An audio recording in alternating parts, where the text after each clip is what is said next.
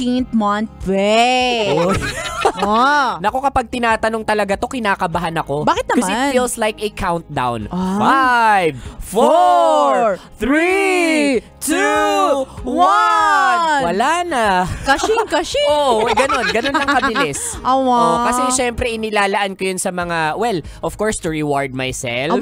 And then also syempre hindi ko makakalimutan yung mga inaanak ko at mga feeling inaanak. Ay, grabe. Ang sarap mo rin pala talagang lapitan kapag Christmas season, no? Siguro mapagbigay ka. Oo naman, kasi minsan lang yan sa isang taon eh. Ikaw ba, gaano kabilis ang paggastos mo sa 13th month pay mo and all? Huwag na natin pag-usapan, sumasama yung loob ko.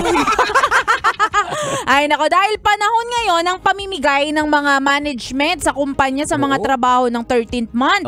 Diba, nagsisilabasan ang mga kaugalian ng mga Pilipino na minsan maganda pero madalas pangit. Yes, minsan kasamaan ng ugali. Kaya ito kabisyo, ibibigay namin sa iyo ang sunod na 2 uri ng tropa tuwing May 13th month pay na! Tara, kape! Tara, kape! Ayan, punta tayo sa number 1. Inot. Muna, ito ang mga Family First. Uy, nakita nyo ba? May 13th month pay na! Uy, oo nga! Ang saya naman! Ako, maagang pamasko ni boss sa atin yan eh! Kaya nga eh. So ano, tara, kape! Tara, kape! Tara!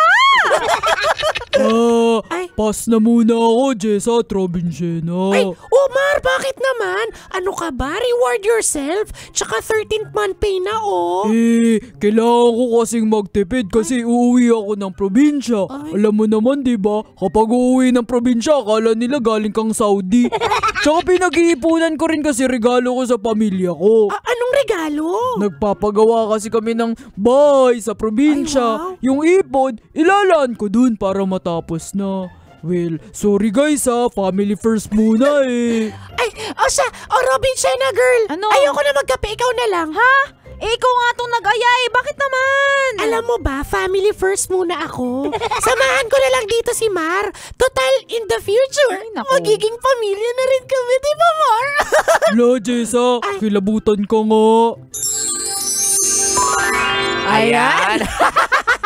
Oy, pero legit din to Bilang isang Pilipino, hindi naman masama talaga na unahin ang pamilya. Kanya-kanya naman tayo talaga ng pag-express kung gaano natin kapadangat, kapadaba ang sarili natin and all. Kaya nakaka-proud din naman maging Pilipino, diba? Yes. Kung iisipin mo. At ganun din naman na kung bakit marami rin sa henerasyon natin ngayon na ayaw nang magpamilya. Para daw kapag dumating yung 13th month, sa kanila na lang. Pero yung mga pamilya natin, ako nag-aabang din talaga yun sa probinsya and all. Pero hindi, kaya saludo ako sa mga katulad mo, Robinshena, na family-centric pa din. Kabisyo ganyan si Robinshena. Family-centric pa rin. Pero hindi niya nakakalimutan na i-celebrate yung mga successes niya sa sarili niya and all. Uy, maraming salamat sa pagbuhat. Anong gusto mong regalo? Alam mo na. Anyway, that's number 1. Puro tayo sa last but not least, number 2. Pangadwa. Ito ang mga Billy Crawford. Oy, guys! May 13th month pay na! Tingin? Ay, oo! Diba? Saya-saya! Naku, yan ang pinakamagandang balitang narinig ko today. Alam nyo, actually, kahapon ko pa alam. Ay, totoo ba? Uy, ba't di ka masaya, Mar? Ano ba yan? Paano kasi? Kung kukwentahin ko yung mga bills ko, wala talagang matitira sa 13th month pay ko. Ay, naku! Napaka-responsable mo talaga. Binabayaran mo agad yung bills mo. Oo naman, Jessa. Kaya nga sana ikaw din. Anong ako din? Sana magbayad ka na ng utang mo sa akin. Ilang taon na yan eh. Ilang 13th month pay na rin yung dumaan. Ayan. Bayad-bayad din. Pero, ito yung mga Billy Crawford, ito yung mga nakasentro sa bills. Yan, mga bayaran, kuryente, tubig, ilaw. Awa. Yan. Totoo, alam mo ang maganda sa item na ito, paalaala lang din na bago tayo magsaya, bago tayo bumili ng mga Kung ano-ano. gusto natin, 'di ba? Huwag natin kalimutin yung responsibilidad natin lalo na sa mga inutangan natin. Yes, kasi mas magiging magaan yung celebration mo yung pagpasok ng taon ng 2024 kapag kumbaga clean slate talaga yung mga bayaran mo and all. Tutu. Naalala ko tuloy sa probinsya namin, tuwing December lang kami nagkakaroon ng ilaw. Oh. Oo. Bakit? Kasi nga doon lang namin nababayaran yung kuryente namin. At least naranasan yung magkailaw. Oo, kahit, diba? kahit once a year. Saka anong itsura ng Pasko na walang ilaw na brown out, di ba? Oo. Parang ang lungkot nun. Kaya nga. Kaya nako, congratulations sa mga magkakailaw na ngayon at magkakatubig dahil mababayaran nyo na sa wakas dahil sa 13th month pay nyo. Pero again, bayaran ng mga pinagkakautangan. May shoutout ka ba? Wala naman. Si Sharon. Yan. Si Sharon na nang utang sa amin para sa pampuhunan niya daw sa imbutido. Pero never kong nakita na nagbenta ng imbutido. Ay nako Sharon, ikaw talaga.